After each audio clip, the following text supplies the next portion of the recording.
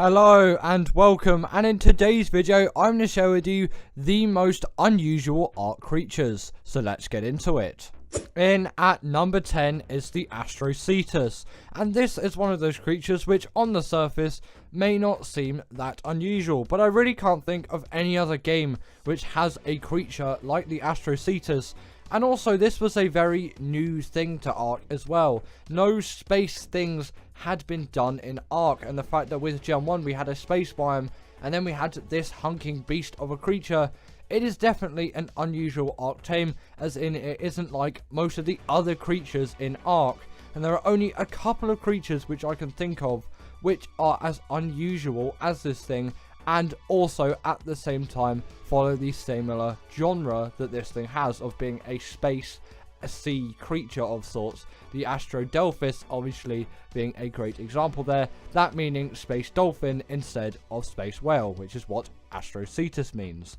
Speaking of the Astrodelphis, next up is the Astrodelphis, and the only reason why I would say this is a little bit more unusual than the Astrocetus is its design is more unusual, and also its abilities are a lot more unusual than the Astrocetus. The Astrodelphis is essentially like a dart plane. This thing can just soar through the air and do so many acrobatics and shoot loads of lasers, and yes, it has technically been done before, but you wouldn't really expect it out of this creature, and its design and overall feel is very unusual, and I can't think of any Ark creature other than the Astrodelphis, of course, which controls like the Astrodelphis. And also, again, with the Astrocetus and Astrodelphis, it doesn't really make sense that they work outside of space, but they kind of have to. You know, it is the game of Ark, and there are many other maps, and there are many other biomes that aren't space biomes. So yeah, it just kind of breaks the immersion for me there. But you know, it's Ark, they're fantasy creatures. Who knows, maybe they can just dart around in non-space as well. Although they do make a lot more sense in space biomes. But obviously, for most of the time which you'll be using these things, you won't be using them in space biomes. You'll be using them to travel across the map, as both of them are great travelling mounts. The Astrodelphis being better for travelling, obviously, as it is a significantly faster creature, and also it's just a lot more fun to ride around on. Next up, we have the Bulldog, and this is strangely one of the cutest yet horrifying creatures that Ark has to offer, and obviously it debuted with Operation, and I'm pretty sure it hasn't appeared in any other map since, but be sure to correct me if I did get that wrong. And in terms of this thing's abilities, it is just a light pet like the Shinehorn and the Featherlight, which essentially will debuff things like Reapers and the Nameless. Not really useful on any other map, but they're definitely really cute, and the fact that there is a mask for the Bulldog, and you kind of put the Noglin in the same spot here as they are similar creatures, they definitely are respected but very unusual tames.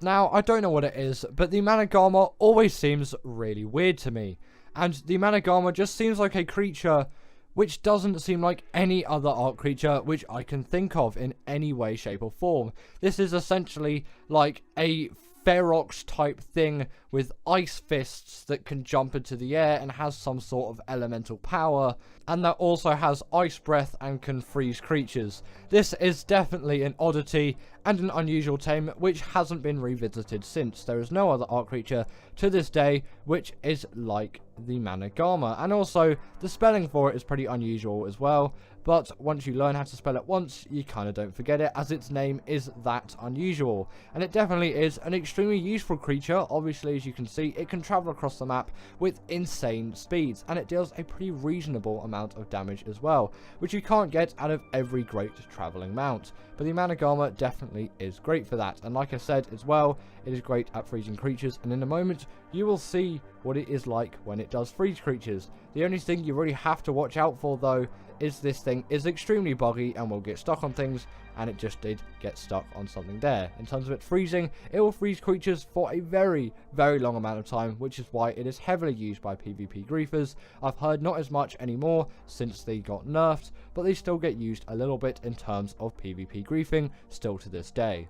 Now, the Rock Drake is pretty similar to the Managarmr in a lot of things, but I think it is slightly more unusual, partly because it did come first. Obviously, Operation was the map that came up before Extinction, and also just the way that this creature is formed is a little bit more unusual. This is kind of like a somewhat T-Rexy chicken. I don't really know where those two creatures came from, but I would just call it kind of a T-Rexy chickeny turkey thing. Yeah, again, I don't really know where I'm going with that. It is so unusual in the form that it is. You can't really relate it to other creatures, which is very, very weird, and definitely a sign which it is very unusual. But its taming method isn't particularly one of the most unusual, like you would expect from this creature. It is the exact same as the wyvern. You simply steal the egg from the rock drake nest, and then boom, once you've obviously incubated and raised up that creature, you have yourself a rock drake. And also they do come in a lot of colours as well, this pink being an example, which is actually quite weird for a lot of Ark creatures, as most creatures do follow a similar colour pattern, whereas the rock drake has a wealth of colours. And I actually kind of really like the tealy blue more than the colour which I've got here. I like a tealy blue, like a bluey green is what I kind of like on a wyvern. Not a wyvern, this is a rock drake. Why am I talking about wyverns? In terms of rock drake colour, that is my preference. What is your rock drake colour? Comment in the comments down below. Don't know why I said comment too many times in the sentence, but comment in the comments down below. What is your favourite rock drake colour? As I'd really like to know. Mine is definitely that kind of like bluey, greeny thing, but you know, some of you may be digging this pink and purple which we got here. No, it's not pink and purple. Pink and blue. I may be slightly colourblind. In at number 5 is the Gasbags, and this is just a creature which is such an oddity. And also, I'm seriously questioning Wildcard here.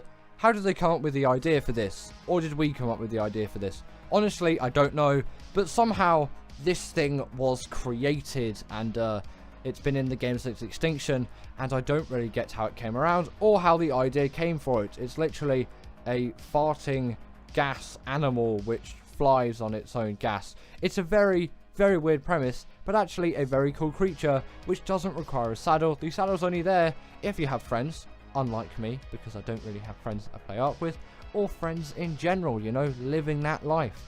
But that saddle is there if you do have friends, unlike any YouTuber which you can really think of. Us YouTubers, yeah, we don't really get the friends. This is why we do YouTube, you know.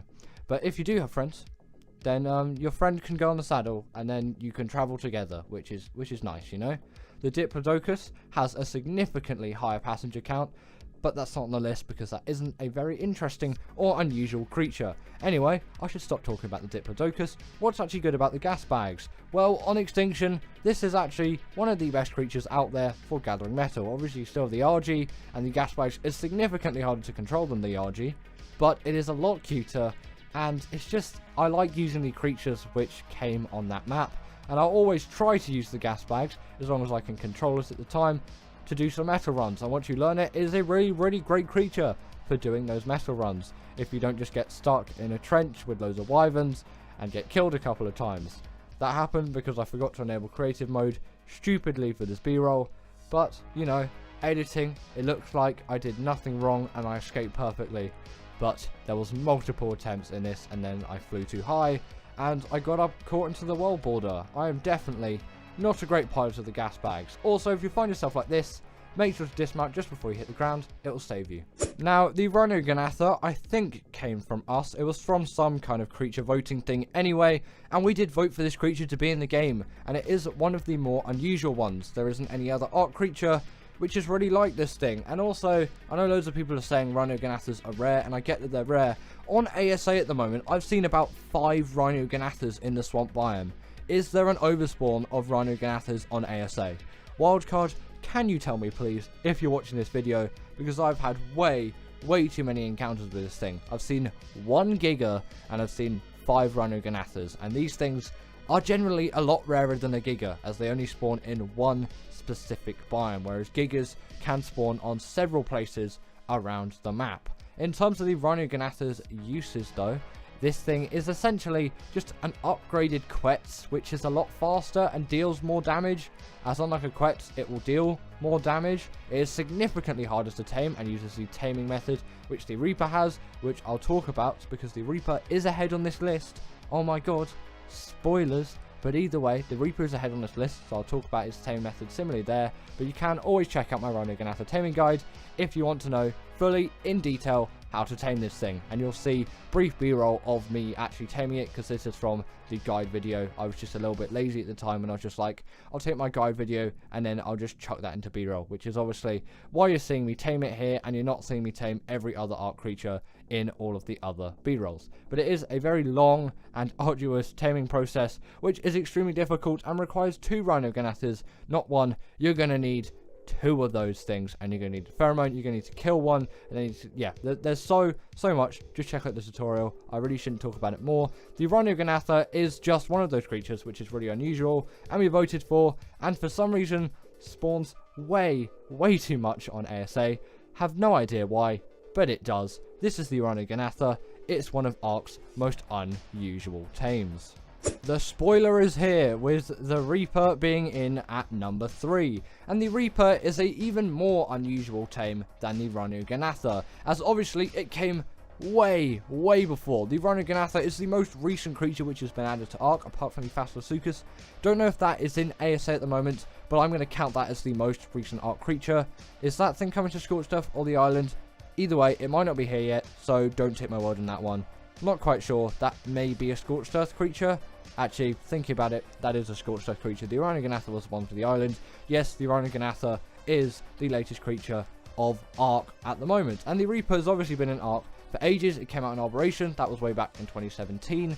And this thing was such an oddity at the time, but it really fits into that map, and its taming method is one of the most unusual in the game. Essentially what you do is you'll get a Reaper Queen to a really low amount of health. You can use a trap for this, it will make it so much easier, and you can use light pets as well. Not for the other bit of the taming method though, as that won't work with a light pet. You can't have a light pet when this thing impregnates you when you go up to it after you put its health down. At least I'm pretty sure you can't.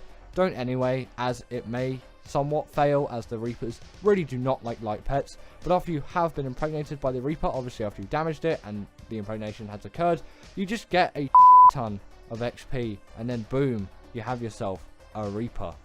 In at number 2 is the Bloodstalker, and this is just essentially a spider with, I don't think 8 eyes, but it may have 8 eyes, or it may have 12. Honestly, comment down below how many eyes the Bloodstalker has, as right now I don't know. I'm sure I could look up an image, but I know one of you out there knows the answer to this. But obviously you can tell why the Bloodstalker is so unusual. No other Ark creature is really like this, and you could say the Rhynio is another kind of spidery thing, but that is just kind of like a normal spider. The Bloodstalker is like a vampire, blood-sucking Spider-Man thing with an obscene amount of eyes. It may be 8, it may be 12, I'm not quite sure. Make sure to let me know. I want to know how many eyes the Bloodstalker has, as I'm really not sure, as I have not seen one up close and personal for a while. But also, this thing's taming method is very much an oddity. Like no other Ark creature, apart from the Desmodus, obviously, off of the top of my head, which I can think of, has the same taming method. You essentially get blood bags, which you will need to syringe out of your body, or you can obviously use the Desmodus to harvest them now, but originally you just had to use the blood syringe to get those, and then it will just eat those, and then you'll tame yourself a Bloodstalker, and you can feed it some creatures before to get 100% effectiveness. But honestly, I've never bothered with that, as I'm not going to do like insane things with this creature. Like, I'm not going to fight bosses with the Bloodstalker. I just want a good one. And obviously for missions, you're not even going to need a Bloodstalker, but it is good to get one, obviously, so you can get to those missions, so you can get all of those hexagons. But before you get a Bloodstalker, you should definitely go to the Bogrish missions to practice. And finally, in at number 1 is the Velonasaur. And the reason why I have put this thing in at number 1 isn't because it has the weirdest taming method or anything along those lines. It is just, there has never been any kind of creature like the Velonasaur apart from the Velonasaur. I can think of no other Ark creature like this tame. And albeit, yes, it does have one of the simplest taming methods out of all of the creatures on the list. It is just a very simple knockout tame. No other Ark creature compares to this thing in terms of what it is. This thing, again, is just a moving turret, and there's no other creature which does this like the Velonasaur. And sadly, the damage of the turrets doesn't scale with melee, but obviously you can keep leveling up that stamina to shoot even more turrets out. And obviously I wouldn't recommend it in this close of a proximity, but it is definitely an extremely useful thing, which when you ride this thing you will use a lot. But it also just have your general just attack, hack and slash, and it also can shake spines off of it as well. And also I think when you look at it head on when it's shooting turrets, it's a little bit creepy. That animation just to me is a little bit on the creepy side. And give it up for our patrons Ekaterina Puchkova and Karina Thorne, Dominic Macy, sorry about that name, and everyone else that's on this list. All the people I've mentioned are paid members, and if you feel like that's something you want a shout out at the end of the video, go join the Patreon or become a paid YouTube member.